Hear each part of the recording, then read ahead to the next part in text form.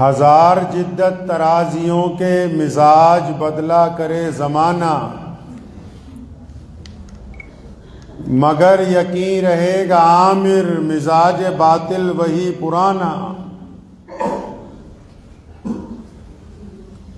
ہماری ذلت کی انتہا کیا، ہماری پستی کا کیا ٹھکانہ،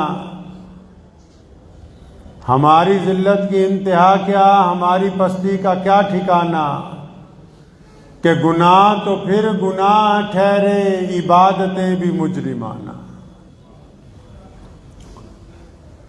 آج ایک بار پھر امرتسر کی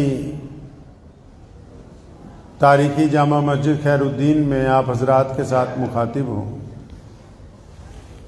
لدھیانہ سے آج ایک ذاتی سفر کے لیے امرتسر آنا ہوا تھا۔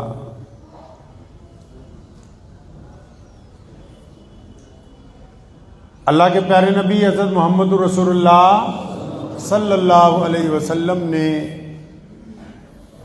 اسلام کی شکل میں ایک خوبصورت نظام زندگی گزارنے کے لیے عطا فرمایا، اور ایسا خوبصورت نظام عطا فرمایا کہ اگر صحیح معنی میں رسول اللہ کی اتباع کریں، پیروی کریں، تو زندگی کے دکھ درد، پریشانیاں، تکلیفیں یہ تمام کی تمام دور ہو جائیں۔ مسئلہ یہ ہے کہ ہر انسان کو فکر ہے کہ دوسرا بندہ میرے مطابق کیسے چلے گا، میرے مسلک کے مطابق یا میرے کہنے کے مطابق، یا جو میں سسٹم چاہتا ہوں وہ کیسے چلے۔ اور جب سے دنیا اس کام میں پھنس گئی کہ میرے مطابق کیسے چلے، تو آپس میں اختلافات نے جنم لیا۔ دین اسلام میں پیروی صرف محمد الرسول اللہ صلی اللہ علیہ وسلم کی ہے۔ اب قیامت تک کوئی اللہ تبارک و تعالیٰ کا نبی بن کے آنے والا نہیں ہے۔ اور نبی علیہ السلام نے کیا کیا؟ نبی علیہ السلام نے انسانوں کی دکھتی رگ پکڑی ہے۔ حضور نبی علیہ السلام نے جو طریقہ عطا فرمایا، جو باتیں نبی علیہ السلام نے کی، اور رسول اللہ صلی اللہ علیہ وسلم نے جو زندگی گزار کے دکھائی، وہ ایسا خوبصورت طریقہ ہے کہ اگر اس کے اوپر چل پڑیں تو سارے دکھ درد ہو جائیں۔ لیکن کیونکہ ہم قرآن پڑھنا چھوڑ چکے ہیں، ناظرہ پڑھتے ہیں، سیرت پڑھنا چھوڑ چکے ہیں، فتوے دیتے ہیں، اپنے گریبان میں جھانکنا چھوڑ چکے ہیں، دوسرے کی طرف دیکھتے ہیں۔ نبی علیہ السلام کی احادیث کو جب رسول اللہ صلی اللہ علیہ وسلم کے تمام فرامین کو اکٹھا کیا امام بخاری نے، تو اللہ تبارک و تعالیٰ ان پر کروڑا رحمتیں نازل فرمائے۔ امام بخاری پر انہوں نے تمام احادیث میں جس حدیث کو پہلے صفحے پر پہلی سطر کے لیے منتخب کیا، اس میں نبی علیہ السلام فرماتے انما الاعمال بالنیات، او کما قال النبی صلی اللہ علیہ وسلم۔ فرمایا عمل کا دار و مدار نیت کے اوپر ہے میرے بھائی۔ اگر نیت اچھی ہے تو کام اچھا ہے، اگر نیت اچھی نہیں ہے تو کام خراب ہے۔ اللہ تبارک و تعالی ہم سب کی نیتوں کو دیکھتے ہیں، کام کو نہیں دیکھتے۔ روزہ رکھ کے بندہ بھوکا رہتا ہے، پیاسا رہتا ہے، تو اللہ کے پاس بھوک پیاس تھوڑی پہنچتی ہے۔ اللہ تبارک و تعالی بندے کی نیت کو دیکھتے ہیں۔ قربانی کرتے ہیں، خدا کے پاس گوشت یا خون نہیں پہنچتا، اللہ تعالیٰ قربانی کرنے والے کی نیت کو دیکھتا ہے۔ مسلمانوں نے ہر دور میں رسول اللہ صلی اللہ علیہ وسلم کے مزاج کو قائم کیا ہے اقوام عالم کے درمیان۔ صرف ہم نے اس جگہ ذلت اٹھائی، صرف وہاں ہم پریشان ہونے کی ہماری وجہ یہ بنتی کہ جب ہم رسول اللہ صلی اللہ علیہ وسلم کے مزاج کو نعوذ باللہ چھوڑ کے اپنا مزاج لاگو کرنا چاہتے ہیں۔ اللہ تبارک و تعالی بندہ جب سجدہ کرتا ہے، نماز کے لیے آتا ہے، وضو کرتا ہے، تو اللہ تعالیٰ تو بندے کی نیت کو پہلے سے جانتے ہیں۔ کہ کس شوق کے ساتھ گھر سے آ رہا ہے، مجبوری کے ساتھ آ رہا ہے، دل میں اپنے رب کی محبت لے کے آ رہا ہے یا کسی کو دکھانے کے لیے نماز پڑھنے کے لیے جا رہا ہے؟ یہ سجدہ جو لمبا لمبا کر رہا ہے پوری مسجد کے نمازیوں کو جتلانے کے لیے کر رہا ہے یا اپنے رب کو راضی کرنے کے لیے؟ اللہ تبارک و تعالیٰ نے یہاں دل کے اندر کسی مولوی سے کیا پوچھنا کہ نماز ہوئی یا نہیں ہوئی، پہلے یہ جو اللہ نے اندر دل لگا رکھا ہے اس سے پوچھو تیری نیت کیسی تھی نماز کے لیے، تیری نیت کیسی تھی صدقے کے لیے، تیری نیت کیسی تھی سڑک پر چلتے ہوئے۔ اگر اس کو پتہ ہے سب کچھ، اللہ نے جو دل بنایا بندے کا اس کو سب پتہ ہے، بندہ دنیا کے سامنے ریاکاری کر سکتا ہے، اپنے آپ کے ساتھ ریاکاری نہیں کر سکتا۔ اسلام نے کہا ہے پروفیشنل نہ بنو۔ نبی علیہ الصلوۃ والسلام کو صاحب خلق عظیم کہا گیا، فرمایا کہ آپ جیسا اعلیٰ اخلاق اور کردار کسی کا نہیں، اور اگر رسول اللہ کا اعلیٰ کردار سب سے بڑا ہے تو رسول اللہ کی امت کے اوپر بھی لازم ہے کہ وہ رسول اللہ صلی اللہ علیہ وسلم کی اتباع کریں۔ آپ نے دیکھا ہوگا کسی بینک سے کسی کا فون آ جائے یا آپ کسی اچھے مال میں جائیں، کسی اچھی دکان پر جائیے یا کسی بڑے افسر کو ملیے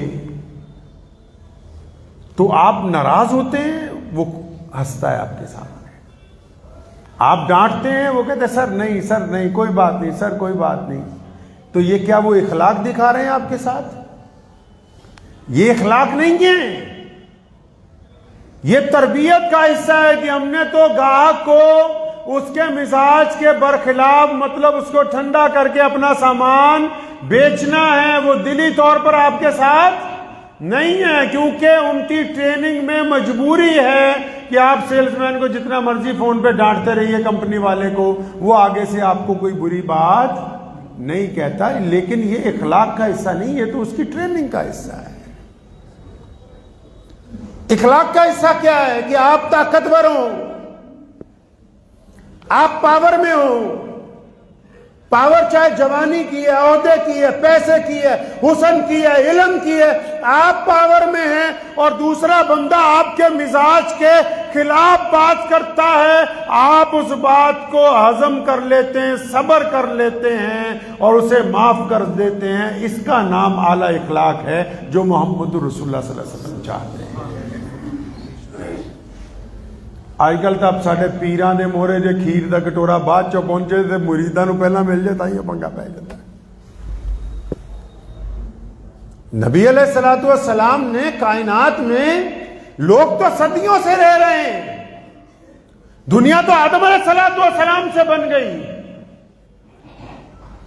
ابد سے انتہا تک کتنی کائنات آئی، رسول اللہ صلی اللہ علیہ وسلم نے ایسا کیا کمال کر دیا کہ پوری کائنات میں ہر رنگ ہر نسل کے لوگوں میں کلمہ لا الہ الا اللہ محمد رسول اللہ پڑھنے والے لوگ پائے جاتے ہیں۔ وہ کمال یہی ہے کہ بہت ساری حکومتوں نے امپائر کھڑا کیا، محمد رسول اللہ نے لوگوں کا مزاج بنایا۔ ہمارا مزاج ہی تو بگڑا ہوا ہے، ہم جو آپس میں پریشان حال ہیں، مزاج ہی تو بگڑا ہوا ہے، برداشت نہیں ہے ایک دوسرے کی، ماں باپ کچھ کہہ دیں برداشت نہیں، بھائی کچھ کہہ دیں برداشت نہیں، دوست کچھ کہہ دیں برداشت نہیں۔ اپنی آنا نے ہمیں مجبور کر دیا تنہا رہنے پر، اور اس آنا نے مجبور کر دیا، اس نام نے ہمیں تنہا رہنے پہ مجبور کیا ہے کہ جب جان نکلتی تو سب سے پہلے وہ آنا ہی جاتی ہے۔ لوگ یہ نہیں پوچھتے کہ فلاں کا جنازہ کب ہوگا، فلاں صاحب کو اتنا پوچھتے ہیں کہ جنازہ کتنے بجے اٹھایا جائے گا، نام وام سب چھین لیتے ہیں۔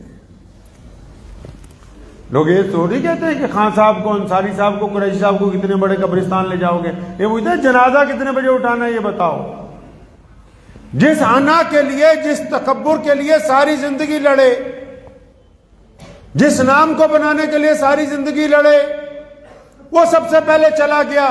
فرمایا رسول اللہ صلی اللہ علیہ وسلم نے قیامت والے دن مفلس بندہ وہ ہوگا. کون ہوگا یا رسول اللہ مفلس؟ لوگوں نے سوچا جس کے پاس پیسے کم ہوں. فرمایا نہیں، مفلس وہ ہوگا جس کے پاس حج بہت سارے ہوں گے، عمرے ہوں گے، نمازیں ہوں گی، صدقے ہوں گے، خیرات ہوں گے، لیکن جب وہ میزان پر آئے گا اتنے ہی دعوے دار کھڑے ہو جائیں گے کہ یا اللہ ہماری بے عزتی کی تھی، اللہ فرمائیں گے اتنے حج اس کو دے دو. یا اللہ ہمارا حق مارا تھا، اللہ فرمائیں گے اتنے روزے اس کو دے دو. یا اللہ ہماری زمین پہ قبضہ کیا تھا. فرمایا ایسا مفلس ہوگا کہ دعوے دار سب کچھ لے جائیں گے، الٹا گناہوں کی پوٹلی اس کے سر کے اوپر رکھ دی جائے گی. میاں صاحب جس پیسے کے لیے بھاگ رہے ہیں نا، اور جس انا کے لیے زور لگا رکھا ہے، یاریاں توڑتے ہو، پرانی دوستیوں کو پیروں تلے رونتے ہو، ماں باپ کا احترام ختم کرتے ہو، کن کے لیے کہ یہ انا برقرار رہے، میرے بچے مجھ سے خوش ہو جائیں، میری بیوی مجھ سے خوش ہو جائے. جا کے پوچھ لو جن کے گھروں میں انتقال ہو چکا ہے، یا یہ تو موت تو اٹل ہے، یہ اولاد جس کے لیے لوگوں سے لڑتا پھرتا ہے، لوگوں سے ٹھگیاں مارتا ہے، سارا دن اوور ٹائم لگاتا ہے. اللہ تبارک و تعالیٰ کی حضور جب تیری جان نکلنی ہے نا، سب سے پہلے کہتے ہیں مولانا جلدی آؤ، عصر سے پہلے پہلے ہی جنازہ اٹھا دے تو اچھی بات ہے. معاملہ تو اللہ اور اس کے رسول کے ساتھ درست ہونا چاہیے. اللہ اور اس کے رسول سے معاملہ کیسے درست ہوگا جب دنیا میں جن لوگوں کے ساتھ معاملات ہیں وہ دیانتداری کے اوپر قائم ہو. قیامت والے دن ایسے کتنے لوگ ہوں گے، بڑے بڑے عالم ہوں گے، بڑے بڑے شہید ہوں گے، بڑے بڑے حافظ ہوں گے، بڑے بڑے متقی پرہیزگار ہوں گے. وہ سوچتے ہوں گے کہ ہم نے جنت میں جانا ہے. آواز آئے گی کہ تمہارا کام تو تھا ہی اس لیے تم چاہتے تھے دنیا میں عزت مل جائے، دلوا دی تمہیں دنیا میں عزت. تم چاہتے تھے دنیا میں لوگ واہ واہ کریں ہماری، مل گئی واہ واہ. آخرت کے لیے کچھ نہیں ہے. کیا ہے آخرت کے لیے ہمارے پاس؟ جو آدمی نماز پڑھتا ہے مسجد کے اندر اور پھر اس کے ذہن میں یہ ہے کہ ساتھ والا رفعتین کرے گا، میں اس طرح پڑھوں گا، کسی کے فون کی گھنٹی بج گئی، دل کے اندر غصہ آ رہا ہے، پوری تپش ہے کہ میں نماز کا سلام پھیر کے اسے بتاتا ہوں کہ فون کی گھنٹی کس طرح بجے گی. جن کی نمازوں میں نفرت داخل ہو گئی ہو، جن کے سجدوں میں دشمنی آ گئی ہو، وہ اللہ کی مدد کو تلاش کرتے ہیں. وہ لوگ اللہ کی مدد کو تلاش کر رہے ہیں. رسول اللہ صلی اللہ علیہ وسلم نے مذہب بھی نہیں دیکھا. بلال مسلمان نہیں ہوئے تھے جب سیدنا بلال کی مدد کے لیے رسول اللہ صلی اللہ علیہ وسلم خود چکی پیستے رہے. اسلام نے دنیا کے سامنے اعلیٰ کردار پیش کیا ہے. ہم محمد رسول اللہ صلی اللہ علیہ وسلم کو پڑھنے کے لیے تیار نہیں، رسول اللہ کی اتباع کے لیے تیار نہیں. اللہ کے بندے جب تک رسول اللہ صلی اللہ علیہ وسلم کی تعلیمات کی طرف نہیں جائیں گے، رسول اللہ کی اتباع ہوگی کس طرح؟ نماز پڑھنے کے لیے حکم دے دیا گیا بھی مسجد میں آؤ، جمعے کی نماز ہے کسی کے پاس پوری کائنات میں ایسا نظام؟ تو جمعہ بنایا کیوں تھا؟ جمعہ کیوں بنایا؟ جمعے میں خطبہ کیوں دیتے ہیں؟ پتہ ہے؟ یہ نہیں پتا. یہ پتا ہے کہ اگر خطبہ 5 منٹ لیٹ ہو گیا تو مولوی کی ایسی تیسی کیسے پھیر دے. یہ پتا ہے جمعے میں خطبہ کیوں دیتے ہیں، جمعے میں اکٹھے کیوں ہوتے ہیں، عبادت کیوں ہے. یہ عبادت تو تہجد کی سب سے اعلیٰ ہے. جمعے کو اس لیے قائم کیا گیا کہ جمعے کے دن ہم آپس میں اتفاق سے ایک جگہ بیٹھیں گے اور ہمیں خطبہ دینے والا بندہ ہمارے موجودہ مسائل کے اوپر ہم سے گفتگو کرے گا. پڑھیے رسول اللہ صلی اللہ علیہ وسلم کو. 2 خطبے اس لیے بنائے کہ پہلے خطبے میں یہ ہم سے بات کرے گا کہ مسلمانوں یہ بتاؤ تعلیم کیسی چل رہی ہے، یہ بتاؤ کاروبار کیسا چل رہا ہے، یہ بتاؤ گھروں میں بیٹیوں کی پرورش کیسی ہو رہی ہے، یہ بتاؤ کہ خانگی حالات کے اندر نمازیں موجود ہیں کہ نہیں، یہ بتاؤ کہ محلے میں مفلس کتنے ہیں، یہ بتاؤ کہ مظلوم کا ساتھ دیا کہ نہیں دیا، اور یہ سنو کہ فلاں فلاں طاقتیں تمہارے عقائد پر حملہ کر رہی فلاں فلاں لوگ تمہیں متاثر کرنا چاہتے ہیں، تو تم نے اسلام کے عقائد کی حفاظت کے لیے کیا کیا؟ اس لیے جمعے کا خطبہ بنایا تاکہ میں تمہیں بتا سکوں کہ ہم اچھائی کی طرف جا رہے ہیں یا برائی کی طرف جا رہے ہیں۔ جمعے کا خطبہ کس لیے بنایا؟ تاکہ یہ بتا سکوں کہ ہم نیکی کی طرف جا رہے ہیں یا برائی کی طرف جا رہے ہیں، ہم ترقی کر رہے ہیں یا پیچھے آ رہے ہیں۔ دوسرے خطبے میں کہا کہ نماز پڑھو، روزہ رکھو، حج کرو، زکوٰۃ دو، صدقات دو، اسلام کے قوانین پر عمل کرو۔ تو اب ہم تو جمعے میں بات سننا ہی نہیں چاہتے، ہم تو بات کرنا ہی نہیں چاہتے۔ ہمارا جمعہ تو گھڑی کے حساب سے شروع ہوتا ہے اور گھڑی کے حساب سے ختم ہو جاتا ہے۔ ہمیں تو اس بات سے کوئی مطلب ہی نہیں ہے کہ ہم کھا کیا رہے ہیں، وہ حلال کا لقمہ ہے کہ حرام کا ہے، پی کیا رہے ہیں، وہ حلال ہے کہ حرام ہے، ہمارے بچوں نے وقت کیسے گزارا، فجر کے وقت ہمارے گھر میں کیا ماحول تھا، عصر میں ہمارے گھر کے اندر کیا ماحول تھا، اس کی طرف توجہ ہی نہیں ہے۔ ارے ناداں، یہ دنیا چند روزہ ہے۔ بہترین بندہ وہ ہے جو اپنے گھر کو سنوارتا ہے، جو اپنی زندگی کو سنوارتا ہے، دوسروں پہ نکتہ چینی کرنے کی بجائے۔ رسول اللہ نے فرمایا اللہ اعمال کو نیت کے اعتبار سے دیکھتے ہیں۔ اگر آپ کی نیت اچھی ہے کہ میں اپنے رب کو راضی کرنے کے لیے سجدہ کیا تو قبول ہوگا، اگر اس نیت میں فتور ہے، اس نیت میں دکھاوا ہے، اس نیت میں ناراضگی ہے، اس میں غصہ ہے، تو پھر یہ کھوکھلی نماز ہے، یہ نماز ابھی ادا نہیں۔ توحید سے شروع ہو جائیے اور اسلام کے آخر تک، قبر کی لحد تک آ جائیے۔ تمام حالات میں رسول اللہ صلی اللہ علیہ وسلم کا حکم ہے کہ اللہ ہماری نیت کو دیکھتے ہیں۔ اللہ بار بار اور اللہ تعالیٰ نے خود فرمایا نا، فرمایا میں بندے کے گمان کے ساتھ ہوں۔ کئی لوگ کی کہتے ہیں نا گالی نہیں بن دی، دعا کری جانے ہیں، ادھر دعا کرتا ہے ادھر سوچتا ہے کام نہیں ہونا، کام نہیں ہوگا۔ یہ اللہ فرماتے ہیں میں بندے کے گمان کے ساتھ ہوں، یہ مجھ سے اچھا گمان لگاتا ہے میں اچھا کر دیتا ہوں، یہ برا گمان بنا کے رکھتا ہے تو پھر برا ہو جاتا ہے۔ اللہ تبارک و تعالیٰ تو یہ ہماری نیتوں کو دیکھتا ہے۔ ہم دعا کرنے کے باوجود دعا پہ یقین نہیں رکھتے تو پھر دعا قبول نہیں ہوگی۔ دعا کے ساتھ اگر دعا میں یقین ہو، نیت پاک ہو کہ ہاں یہ دعا قبول کروانی ہے، اپنے رب سے منوانا ہے۔ بڑی خوبصورت بات میں آپ کو بتا کے یہ گفتگو آج کی ختم کروں گا۔ اللہ تبارک و تعالیٰ سے پوچھا کہ اللہ جب کوئی نیک بندہ، متقی بندہ، پرہیزگار، آپ کا ولی، کوئی جب اچھا بندہ آپ کو پکارتا ہے کہ یا اللہ، ہاتھ اٹھاتا ہے دعا کے لیے، تو یا اللہ آپ کیا کرتے ہیں؟ اللہ نے فرمایا کہ جب میرا کوئی نیک بندہ مجھے پکارتا ہے نا تو میں کہتا ہوں لبیک، میں حاضر ہوں، مانگ کیا مانگتے؟